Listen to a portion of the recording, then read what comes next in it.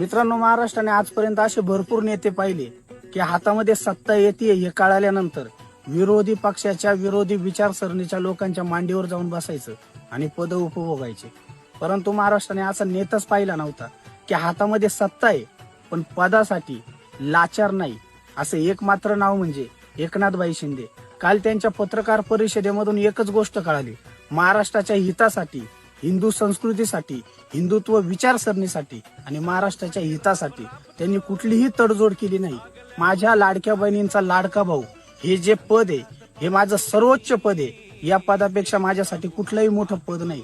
एवढा मनाचा मोठेपणा हा फक्त एकनाथभाई शिंदेच दाखवू शकतात.